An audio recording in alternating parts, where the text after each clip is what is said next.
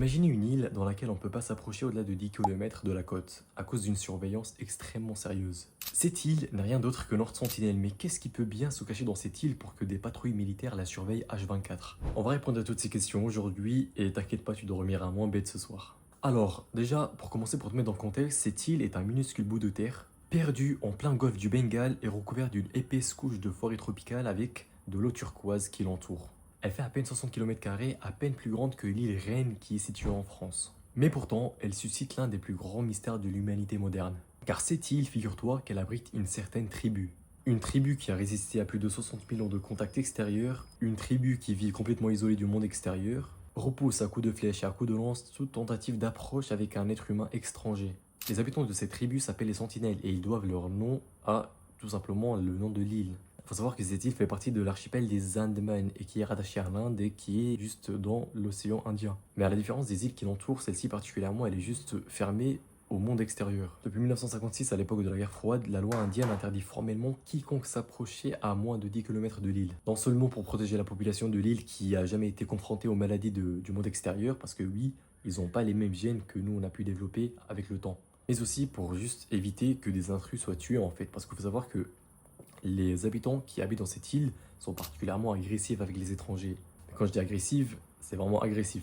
Et pourtant, malgré ces interdictions et ces mises en garde qui sont mises par l'État, certaines personnes osent tout de même enfreindre les règles et se rendre à l'île tout simplement. Et le prix à payer est souvent, malheureusement, et vous le connaissez tous, la mort. En 2018, un Américain nommé John Allen Shaw a décidé de se rendre à l'île. Avant que je poursuive, je précise que cette personne n'était pas un aventurier ordinaire, c'était vraiment un missionnaire de 26 ans, chrétien, convaincu que sa mission sacrée était de porter la parole aux personnes les plus isolées du globe. D'où son obsession pour les sentinelles qui avait commencé dès l'âge où il était au lycée. En lisant un forum évangélique qui parlait de ces habitants de cette île qui s'appelait à l'époque le Joshua Project, ce site ou ce forum décrivait que les sentinelles étaient la population la plus inatteignable du monde entier. Et pour vous dire, John l'a pris carrément pour un signe. Il s'est préparé depuis 10 années, depuis sa période du lycée, en suivant des formations médicales pour ne pas transmettre ces antigènes à la population, parce qu'il faut savoir que leur système immunitaire à ces sentinelles sont très très fragiles et rien qu'une simple grippe peut totalement décimer toute la population en un seul coup. Il a aussi appris des techniques de survie dans les milieux tropicaux et a effectué plusieurs voyages de reconnaissance dans les îles voisines qui ressemblent justement à ce milieu pour avoir une idée dans quoi il met les pieds, qui est normal j'ai envie de dire. Mais c'est le 14 novembre 2018 qu'il engage clandestinement des pêcheurs indiens pour qu'ils l'emmènent de nuit à l'île. Bien sûr, vu que c'est interdit là-bas, il les a bien dissuadés, mais il faut savoir qu'ils ne pouvaient pas l'emmener jusqu'à l'île. Ils ont dû l'emmener à proximité de l'île. Parce que, on va pas se mentir, ils avaient peur pour leur vie aussi. Le lendemain matin, John tente une approche en kayak. Il essaie de leur parler, de leur offrir des cadeaux, de leur offrir du poisson, de la nourriture et même une balle de football. Mais la réponse qu'il reçoit sont juste des flèches de prévention de la part des habitants de l'île. Il va donc en retraite, mais temporairement parce qu'il va pas renoncer.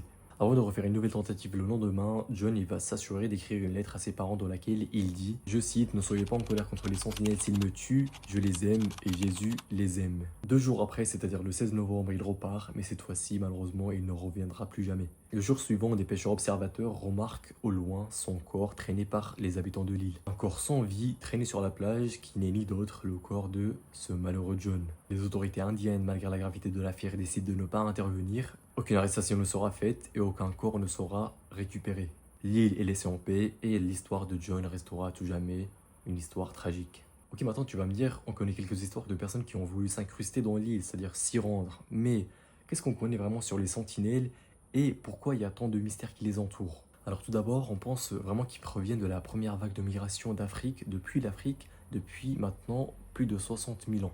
Leur peau est particulièrement foncée, ils sont de petite taille et leur mode de vie est considéré comme néolithique, c'est-à-dire sans agriculture, sans écriture et sans technologie moderne. Tout ce qui est smartphone, ils connaissent pas. Ils vivent très probablement de chasse de sangliers dans l'île, de pêche de poissons et de cueillette de fruits. Les témoignages de personnes nous rapportent qu'ils utilisent des outils très bofs comme des flèches, des arcs, des lances faites à la main et des haches. Leur langage est quant à lui très unique, il n'a aucun équivalent et aucun linguistique n'a pu l'étudier à ce jour. Aucune trace écrite, aucune traduction, vraiment rien. On ne sait même pas si leur langue est vraiment une langue en soi. Ils n'ont jamais voulu avoir de contact et ils l'ont bien fait comprendre à plusieurs reprises. Mais il faut savoir que John aussi n'est pas le premier contact des sentinelles. Car oui, en 1967, un navire britannique fait naufrage près de l'île. Les passagers dérivent sur la plage un peu plus loin de où est-ce que les sentinelles habitent, mais ces derniers remarquent au loin des hommes de petite taille qui sont en train de préparer des sortes de canoës pour vraiment venir, je sais pas qu'est-ce qu'ils allaient faire, mais je pense qu'ils allaient pas s'en sortir en étant en vie. Mais ils ont eu de la chance, ils ont été secourus par les colons avant que cela arrive. En 2006, deux pêcheurs indiens ivres, bourrés d'alcool, s'endorment sur le radeau jusqu'à ce qu'ils dérivent dans l'île. Le lendemain, leurs corps sont retrouvés enterrés sous le sable de l'île après être tués à coups de hache. Chaque fois où des drames comme ça arrivent, les autorités ont juste simplement décidé de fermer les yeux et de ne pas intervenir. Parce que oui, comme je l'ai dit précédemment, c'est pour éviter un désastre sanitaire. Parce que, en fait, le Sentinelle n'a aucune immunité contre le virus. Ce peuple de Sentinelle n'a aucune immunité contre les virus de ces temps modernes qu'on a là actuellement. Parce qu'ils ont tout simplement pas vécu dans le même environnement que nos ancêtres ont vécu pour en développer justement. Ce qui fait qu'une simple grippe pour eux est comme la peste pour nous à l'époque. Elle a juste tout décimé sur sa trajectoire.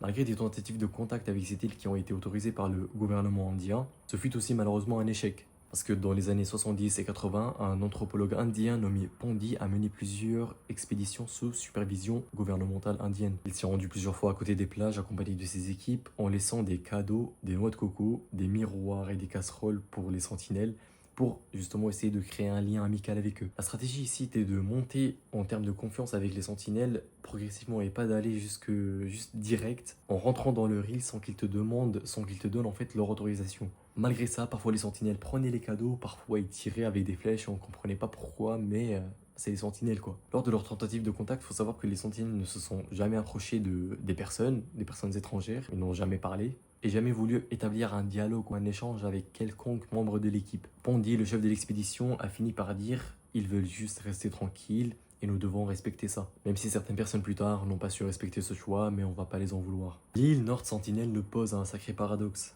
Est-ce qu'on peut, nous, en tant qu'êtres humains, au nom de la curiosité et au nom du progrès, forcer une culture à s'ouvrir au monde? À quel moment le respect devient plus important que le savoir et la science? Si vous pensez avoir les réponses à ces questions, ce serait le bon moment de les mettre en commentaire parce que je serais curieux de les savoir. Les sentinelles nous renvoient alors à une époque oubliée, à une époque où nos ancêtres vivaient avec un lien direct avec la nature. Aujourd'hui, l'île North Sentinel est officiellement protégée, et cette protection reste, on va pas se mentir, assez fragile avec certains pêcheurs illégaux, certains aventurieux insoucieux, trafiquants potentiels et certains touristes inconscients.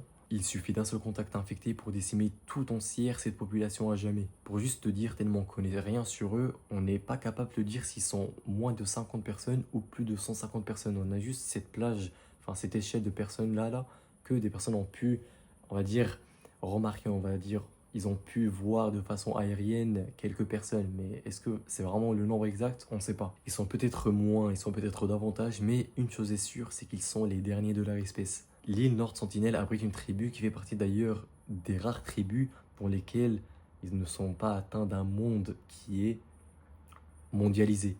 Ils vivent dans un monde qui n'a jamais connu le béton, les réseaux sociaux et les guerres mondiales, qui est le plus important. Un monde qui refuse formellement tout contact avec une personne étrangère. Bon, mon ami, on arrive maintenant à la fin de la vidéo. J'espère qu'elle t'a plu. J'espère aussi que tu as pu apprendre des choses nouvelles sur cette île que je trouve juste fascinante. Sur ce, je te dis à très vite et reste branché pour de nouvelles vidéos. Allez, prends soin de toi et ciao.